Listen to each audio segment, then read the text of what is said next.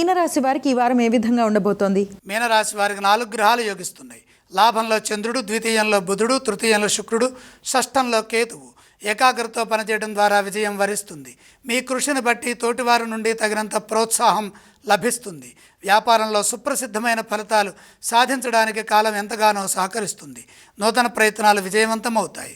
బుద్ధిబలం విశేషంగా పనిచేస్తుంది. ధర్మబద్ధంగా వ్యవహరించండి. లక్ష్యం త్వరగా సిద్ధిస్తుంది. పలు మార్గాల్లో విజయాలు లభిస్తాయి. సాహసోపేతమైన నిర్ణయాల ద్వారా ఆర్థిక స్థితి మెరుగవుతుంది. ఎంత శ్రమ చేస్తే అంత ప్రతిఫలం ఉంటుంది. ధన రూపంలో అభివృద్ధిని సాధిస్తారు. దేనికి సందేహించవద్దు, సంశయించవద్దు. విశ్వాసంగా ముందుకు సాగండి. మీ నమ్మకం మిమ్మల్ని గెలిపిస్తుంది. స్పష్టమైన నిర్ణయాలతో కార్యాచరణను రూపొందించి బంగారు భవిష్యత్తుకు అవసరమైన విజయాలు సాధించండి. మీ పరిస్థితులకు తగ్గట్టుగా ప్రణాళికలు నిర్మించాలి. కుటుంబ సభ్యులతో కలిసి పనిచేయాలి.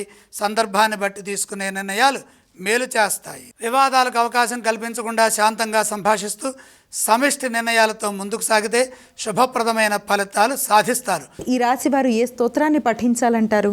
శుభ ఫలితాలకై లక్ష్మీ అష్టోత్తరం పారాయణం చేయండి. ఈ రాశి వారు ఏ ఆలయాలను సందర్శించాలి? మీనరాశి వారు లక్ష్మీ దర్శనం చేయటం చాలా మంచిది. ఈ రాశి వారు ఏవేవి దానం చేయాలంటారు? దానాలతో పని లేదు. గురుగారు, ద్వాదశ రాశుల వారికి ఏ విధంగా ఉండబోతోంది, అదేవిధంగా ఎటువంటి పరిహారాలు పాటించాలి ఇత్యాది అంశాలు చాలా చక్కగా ప్రేక్షకులకు తెలియజేశారు.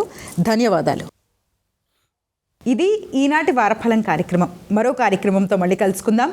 అంతవరకు సెలవు. నమస్కారం.